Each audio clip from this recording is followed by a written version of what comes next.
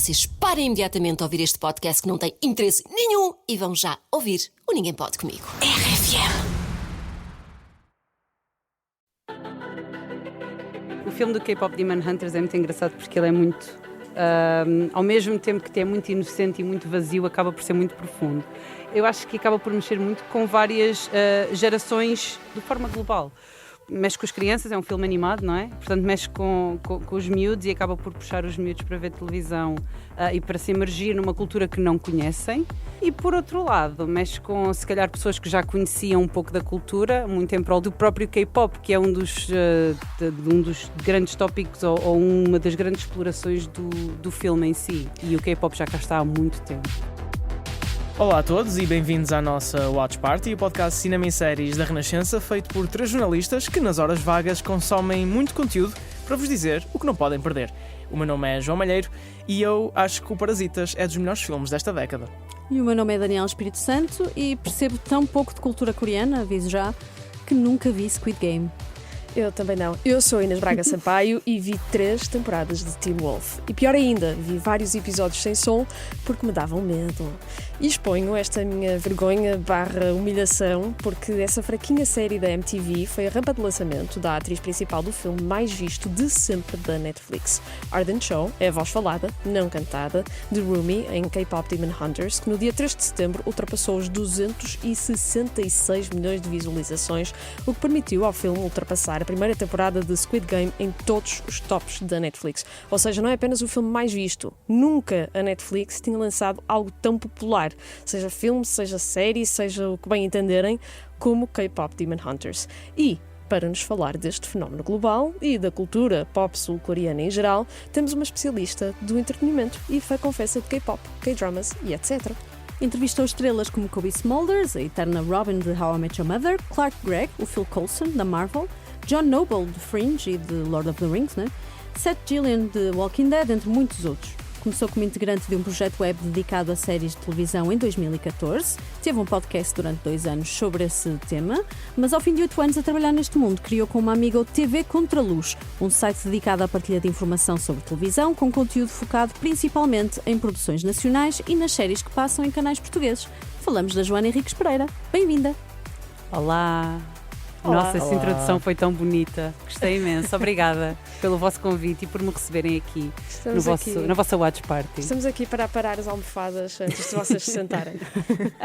A Joana está aqui para falar connosco sobre o K-Pop Demon Hunters e todo este fenómeno à volta do filme, mas não só à volta do filme, é também um género cultural inteiro, o K-World. Vamos já à conversa, mas primeiro as novidades. Começamos com o grande blockbuster da semana, que mistura 30 Seconds to Mars e Nine Inch Nails. Tron Ares é o terceiro filme desta saga de ficção científica, desta vez com Jared Leto como protagonista. Pela primeira vez, o mundo digital consegue entrar no mundo real, marcando o primeiro encontro entre a humanidade e seres de inteligência artificial. Um filme que promete muita ação e efeitos especiais ao som de uma banda sonora feita pelos Nine Inch Nails. Greta Lee, Evan Peters e Gillian Anderson juntam-se ao elenco do novo Tron, que conta também com o regresso de Jeff Bridges. O filme chega às salas esta quinta-feira. What is it? 500 miles? E Gillian Anderson tem estreia dupla esta semana, porque também é a protagonista do filme The Salt Path, O Caminho do Amor. A atriz junta-se a Jason Isaacs num drama britânico sobre um casal que perde a casa e descobre que o marido sofre de uma doença terminal. Num momento tão difícil, a dupla decide embarcar numa viagem de 1 ano ao longo da costa. O filme marca a estreia da encenadora Marianne Elliott na cadeira de realização e vai para os cinemas também esta quinta-feira. Esta semana chega também às salas um novo filme português com Vítor Guerra e Pedro Lacerda. Sombras fala de um casal que troca a cidade pelo campo. Um dia, um vizinho pede que o casal tome conta da filha Beatriz, um pedido inócuo que serve de casa de partida para acontecimentos estranhos e o aparecimento de um animal bizarro. O casal terá de questionar passado, presente e futuro ao aventurar-se por um perigoso jogo de sombras que se revela tão real quanto aterrador. E não terminamos sem vos alertar para o regresso às salas do clássico A Noiva Cadáver. O filme de animação de Tim Burton volta ao grande ecrã a partir desta quinta-feira para celebrar 20 anos desde a estreia. Em estilo stop motion, a longa-metragem conta a história de Victor e do seu casamento acidental com uma noiva morta, que o leva para o mundo dos mortos. Só que neste equívoco macabro pode existir uma verdadeira história de amor. E por falar em animação, voltamos à conversa sobre K-Pop Demon Hunters com a Joana Henriques Pereira. Estamos na Coreia do Sul. As Huntrix, uma girl band de K-pop composta por Rumi, Mira e Zoe, são um fenómeno global de vendas. O que os seus fãs não sabem, no entanto, é que elas são também, secretamente, caçadores de demónios e as suas vozes têm o poder de manter e fortalecer uma barreira mágica chamada Honmoon, que protege o mundo destas criaturas e do seu líder, Vima. Mas, quando de súbito aparece uma boy band rival, os Saja Boys, a missão das Huntrix complica-se. K-Pop Demon Hunters é um filme norte-americano, mas tem sangue sul-coreano a correr desde a escrita à realização, passando pelo elenco e, claro está, a música. Ou seja, não é um daqueles casos em que se tenta fabricar uma história numa cultura à qual não existe qualquer ligação. Joana, isto nota-se, não se nota, esta genuinidade, a forma como explora a mitologia coreana? Sem dúvida. Sim, o filme do K-Pop Demon Hunters é muito engraçado porque ele é muito... ao mesmo tempo que é muito inocente e muito vazio, acaba por ser muito profundo. Isto foi mais ou menos um trocadilho que aconteceu agora, mas nada do que eu disse está errado. E então, precisamente uma das coisas que tu falas e que é super, super importante é a questão de haver vários produtores que pertencem ao filme que são produtores de música, porque o filme, na sua gênese, é uma espécie de musical, não é? Claro. Sim. E tem vários produtores que são produtores de músicas muito... que produzem com os grandes nomes do mundo do K-pop. Tens o elenco inteiro que foi escolhido a dedo. E depois, eu acho que acaba por mexer muito com várias gerações de forma global. Mexe com as crianças, é um filme animado, não é? Portanto, mexe com os miúdos e acaba por puxar os miúdos para ver televisão e para se emergir numa cultura que não conhecem. Uhum. E, por outro lado, mexe com, se calhar, pessoas que já conheciam um pouco da cultura, muito em prol do Squid Game, que a Daniela não viu. Mas também em prol do próprio K-pop, que é um dos grandes tópicos ou uma das grandes explorações do filme em si. E o K-pop já cá está há muito tempo. Mas também te digo, por exemplo, eu não sou apreciadora de K-pop, mas gostei imenso deste filme e sei que não sou a única, ou seja, o filme é mesmo global de uma forma que ultrapassa até esse género. Também porque, pronto, temos aqui as heroínas da ação e aventura, que não são apenas aquela personagem vazia em que só muda a etiqueta do nome, não é? Tipo do Paul para a Paula, sei lá. E, pronto, elas são raparigas, são heroínas, têm magia, espadas, roupas fixe, eu gosto muito disso, confesso. Até temos aquelas questões de aceitação, de esconder os defeitos, de não cumprir com a expectativa. Por outro lado, também realçar a parte mais negativa da indústria, não é? Aquele do holofote sempre em cima, a exigência da perfeição. Isso ajuda também a explicar o sucesso do filme. Sem dúvida, e eu concordo a 100% com o que dizes, até porque lá está, quando eu chamei o filme de, por um lado, muito inocente e muito vazio, por outro lado, muito complexo, tem precisamente a ver com as emoções que ele acaba por suscitar em quem o vê. Exato. Não é redutor, não é uma progressão de A a B. Há uma complexidade muito grande nas personagens, na personalidade. Elas vivem um pouco na área cinzenta. Digamos, não são todas más, não são todas boas, como se calhar viríamos num filme infantil mais básico. Exato. Mas têm muita complexidade enquanto personagens. E para lá está da complexidade da história, a animação em si, que conta essa história, é fantástica, é muito bem feita. Foi feita pela Sony, que foi o estúdio responsável pelo Spider-Verse, que é de certa forma o filme que tem marcado muito a indústria norte-americana nos últimos 10 anos. O filme mudou radicalmente a forma como se aborda a animação, mistura 2D com 3D, influências orientais do anime com as influências mais ocidentais, e a Sony pegou, lá está, neste estilo, inspirou-se em eliminação de concertos de K-pop, videoclipes, dramas coreanos, anime. Tu és fã de K-pop, és fã de K-drama, notas toda essa influência também estética dentro do filme? Ah, sim, e não só estética. Uau, agora poderíamos ter aqui pano para mangas. No que toca ao universo do K-pop, os pontos que foram buscar são muito óbvios, se calhar para quem conhece.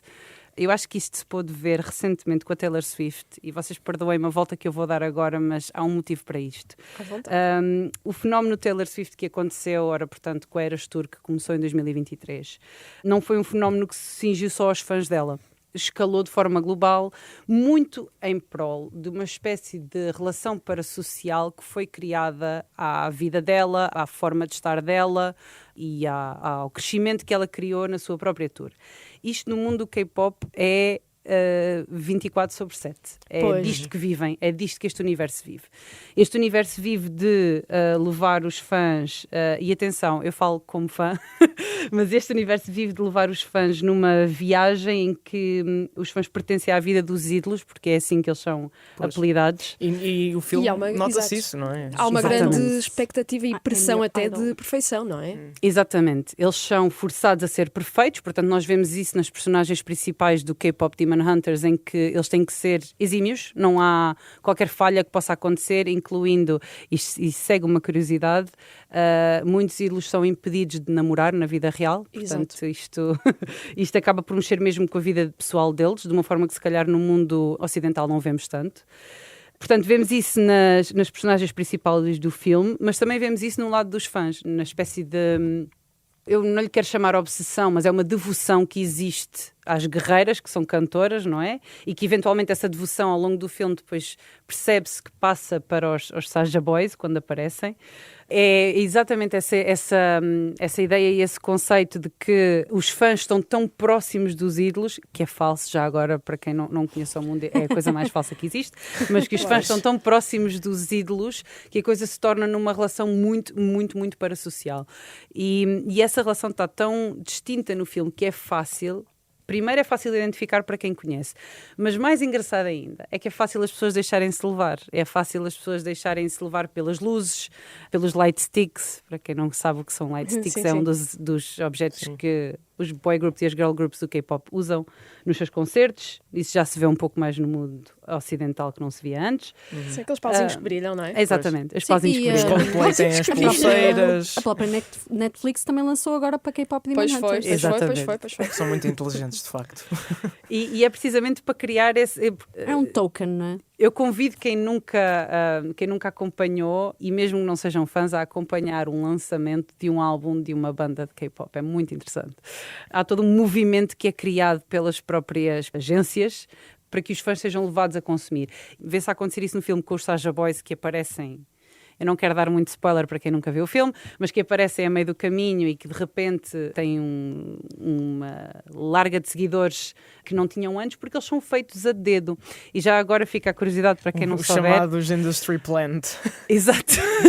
Fica a curiosidade para quem não souber. E existem alguns dos Saja Boys que foram inspirados em ídolos reais, assim como as Huntrix foram Pois. inspiradas em ídolos reais. Não Falar surpreende. nisso, também já sabemos que as vocalistas da música de K-pop Demon Hunters vão atuar no Jimmy Fallon e que as Twice, cuja vocalista dá a voz cantada à Rumi, se vão estrear em Portugal em 2026 num espetáculo 360 na Mel Arena em Portugal. É a loucura, não é? Foi anunciado há pouco tempo e está a ser a loucura.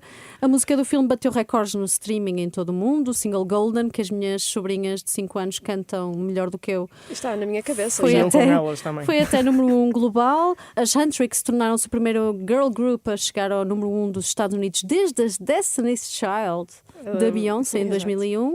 E já agora já falamos nela algumas vezes, os Saja Boys são a boy band de K-pop que chegou mais alto de sempre nos rankings do Spotify nos Estados Unidos. A canção Your Idol, que eu adoro uma boa música de vilão, chegou mesmo a estar no primeiro lugar. O mesmo para as Huntrix nas mulheres. É o caso das bandas que não existem de serem mais sucesso das verdadeiras, quer dizer. Ficou a saber que já há agências a considerar criar grupos virtuais AI depois do sucesso da... Oh não, uma espécie de mistura de Gorillaz com Saja Boys, com aquela Tilly, não sei quantas. Estejamos a aprender a Talvez. lição errada. Sim. Do AI. Não vou nomear agências, mas sim, há agências a Mas é considerar um isso. fenómeno global, de facto, mas é mais um sintoma do crescimento constante da cultura sul-coreana em todo o mundo também, não é? Sim, e isto já não é novidade, atenção. A série Squid Game, mais uma vez, aquela que a Daniela Daniela, não viu. tens de ver. Continuem. Sim, vamos continuar. E adoro que passou em claro o facto de eu também não ter visto, mas vamos continuar a empilhar em ti. Há bandas sonoras há bandas de enorme sucesso como os BTS, que já falámos, as Blackpink, E Certo. já agora das Blackpink saíram a Lisa e a Rosé. E que Lisa, toca do White Lotus. toca na Renascença. Toca na Renascença. Toca na Renascença. Sim, exatamente. E a Lisa foi uma das estrelas da última temporada de White Lotus, na Tailândia, porque, apesar das Blackpink serem sul-coreanas, a Lisa é tailandesa, por isso a ligação ao White Lotus na Tailândia. Joana, tu própria és fã de G-Dragon, não é? Que é considerado o rei da K-pop. Já nem faz sentido mostrar grande surpresa neste momento, mas como é que chegámos ao ponto de a cultura pop sul-coreana ser tão importante para o Ocidente? Essa questão é muito engraçada, mas eu acho que tudo começa. Eu acho que isto foi aos bocadinhos. Isto começou aos Sim. bocadinhos. Isto começa com o Psy. O Psy é um second generation. Gangnam Style, Gangnam Style. grande shout-out. Exato. Isto começa com o Psy e o Psy em 2012. Acho que há poucas pessoas que não se vão recordar do Gangnam Style ter literalmente tomado conta do mundo inteiro. E portanto, isto começa por aí devagarinho. A seguir ao Psy, ou na mesma altura do Psy, nascem os Big Bang. E o Big Bang é a banda do G-Dragon, que tomam conta da Coreia, mas não passam para o mundo ocidental com a mesma expressão que passou o Psy. A seguir, na próxima geração, aparecem os BTS. E os Sim. BTS já têm uma agência que os exporta para o mundo Com a ajuda ocidental. da Halsey, não é? Exato. E foram não desenhados para, não é? E não só. Exato. Foram escolhidos a dedo para. Sim, e isto, atenção, eu falo várias vezes aqui das agências porque as agências têm muita influência no espaço onde chegam os artistas. A YG, que era a agência do Psy, das Big Bang e etc., era um pouco menos orientada ao Ocidente do que a agência que é a Hybe agora, a Hiba, dos BTS. Isto para dizer o quê? Não é nada que não exista já, não é nada que não tenha já de certa forma chegado ao Ocidente. É Agora, o aparecimento do Squid Game e o Squid Game ter aparecido na altura em que apareceu, numa fase de consumismo do streaming muito exacerbada, em consequência da pandemia. E logo antes da pandemia, o Parasitas, que também mencionei no início, Exatamente. ganhou o Oscar, portanto também foi Exatamente. validado Melhor por filme. Hollywood completamente. Exatamente. Portanto, fez com que as pessoas começassem a olhar para o conteúdo coreano de outra forma, que é, para além da música, temos a televisão. E, portanto, nessa fase temos um boom muito grande que faz com que as pessoas acabem por começar a consumir os K-dramas. Nós, no início desta conversa, falámos um pouco disso, mas não explorámos. E estes K-dramas, a realidade, e como fã, como pessoa que consome o mundo do entretenimento de vários lados, não só americano, mas também europeu, há uma escola muito grande na Coreia do Sul para o entretenimento. Os atores que são exímios, eu acho que é muito difícil encontrar um mau ator sul-coreano. Isto não é um acaso, Sim, só é tem a verdade, ver com a é verdade. escola que eles têm, Com a o tipo de disciplina treino. também, não é? Exatamente, a disciplina, o tipo de treino que eles têm, a intensidade com que as agências fazem estas pessoas passar por isso, a dedicação que eles têm, a forma como tudo foi construído em Squid Game fez com que as coisas rebentassem e as pessoas começassem a consumir muito mais dramas coreanos, dramas sul-coreanos, que são conhecidos como os tais K-dramas. Daqui até 2025 ou até 2024 houve uma espécie de sucessão de acontecimentos de vários lados que fez com que isto em 2025 explodisse o K-pop Demon Hunters. Portanto, Até no futebol, atenção, agora vou puxar para a minha. O Heung-min Son é um dos jogadores mais populares do mundo. Exato. É verdade. E é Exato. sul-coreano. Ou seja, desculpem, eu tinha de puxar a brasa para a minha sardinha Nada. da bola branca. Estás à vontade. E tu estavas a falar disso, da popularização dos K-dramas, etc. Uma boa amiga minha adora K-drama e UK World e etc. Chama-se Inês, como eu, não sou eu secretamente.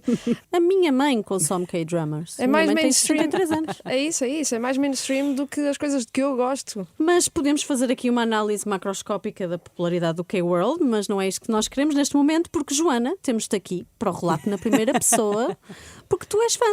Como é que Confesso. foste sugada para esta fandom? Já nos contaste a história do K-pop e do K-World, etc. Pronto. No mundo. Agora, qual é a tua história com o K-pop? Então, O que eu dizem segui os teus exatamente. Ok. A história do mundo é mais ou menos a minha, portanto, eu comecei a ouvir K-pop com o Psy, mas de uma forma muito casual, atenção. E eu vou deixar isto meio em segredo, porque há coisas que se mantêm em segredo, mas talvez o meu passado obscuro no mundo das fandoms me tenha impedido de entrar no mundo do K-pop como deve ser. Quem nunca? Ok, portanto, tal como o resto do mundo, eu fui sugada pelo Psy a salvar o mundo com o seu Gangnam Style. Mas mantive-me sempre como uma ouvinte casual porque não queria entrar, digamos, na onda do parasocial que existe e que já falámos há pouco. Exato. Depois disso, mais à frente, ora, portanto, assim, no momento talvez em que eu decidi fazer a nostalgia dos tempos de faculdade, porque eu em 2012 estava na faculdade, decidi voltar a ouvir o Psy e Também encontrei o G-Dragon e a banda dele, os Big Bang. Gostei imenso do que eu ouvi do G-Dragon na altura, foram apenas um EP com 5 músicas, mas gostei imenso do que eu vi. Mas, mais uma vez, mantive-me como ouvinte casual, não quero entrar nestas coisas, eu não faz sentido. Depois, convenhamos que, entretanto, estas pessoas são obrigadas a ir para o exército. Exatamente. E, portanto, desaparecem durante algum tempo da ribalta. Para cumprir caso- o serviço militar obrigatório. O Son escapou-se precisamente ao serviço militar porque ganhou uma medalha de ouro nos Jogos Asiáticos pela Coreia do Pois Sul. foi. Ele, que tinha 25 anos, estava a jogar com miúdos de 20 e 21 para poder ganhar aquela medalha de ouro e não ter de Que grande ir batuteiro. para o serviço militar. Esperto.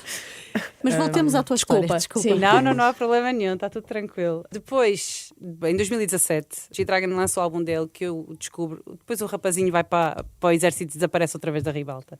E portanto eu mantenho mais ou menos como um ouvinte casual. Agora, chega de 2021, eu acho que não me estou a enganar no ano, e aparece Squid Game e eu fui uma daquelas pessoas que ficou completamente estarrecida, vidrada na qualidade da série. E a partir daí comecei a seguir o mundo dos K-dramas. E isto tem toda uma história e vai chegar ao K-pop, eu prometo, outra vez. Isto vai dar a volta para lá outra vez, eu prometo.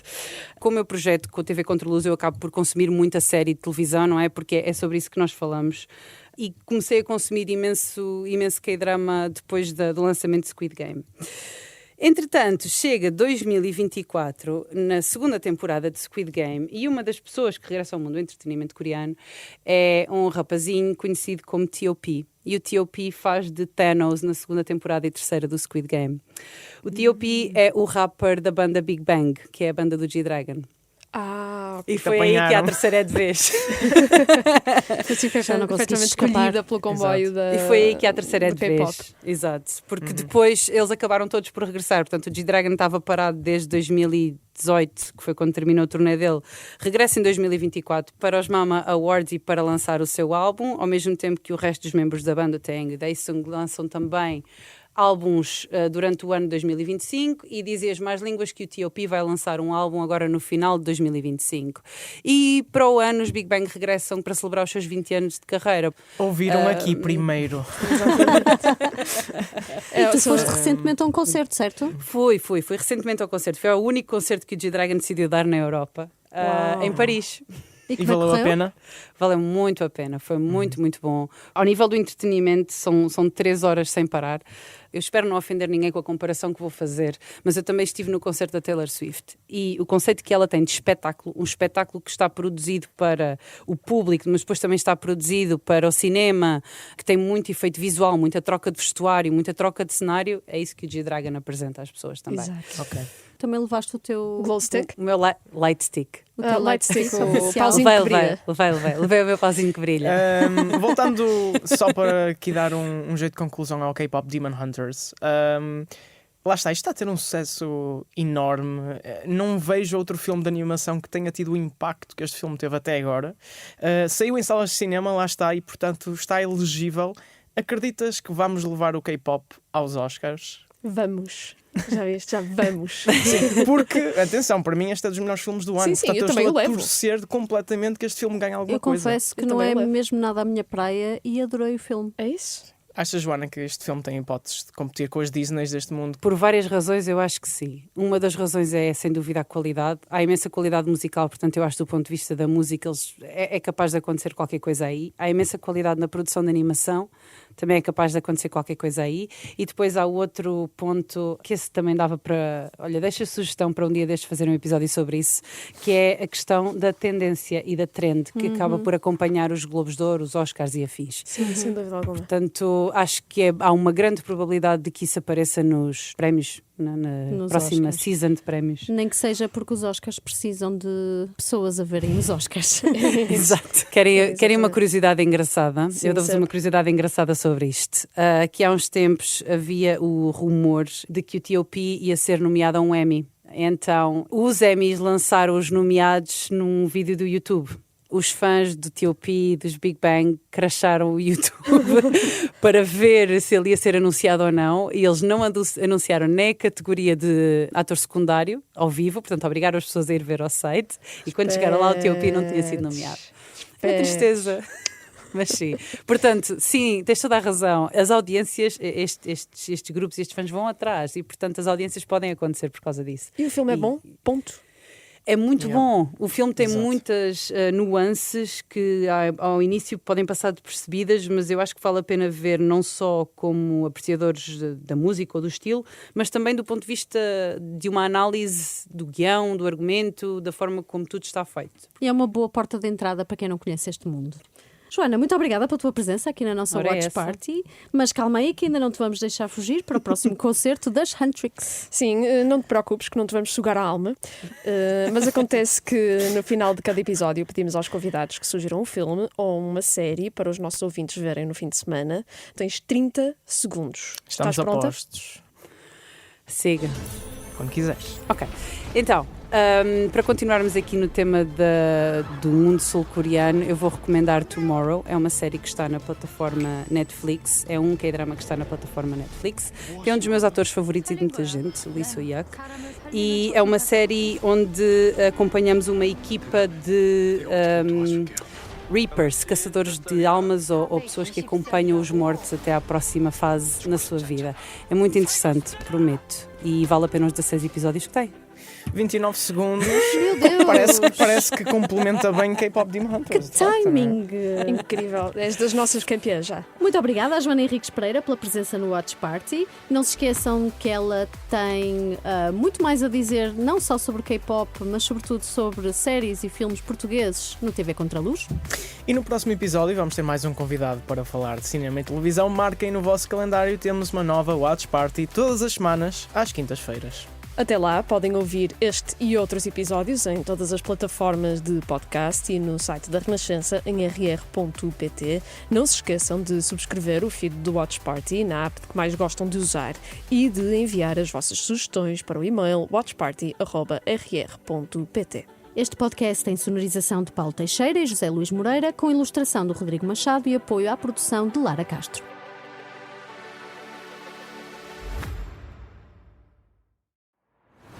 Olá! Vocês parem imediatamente a ouvir este podcast que não tem interesse nenhum e vão já ouvir o Ninguém Pode Comigo. RFM.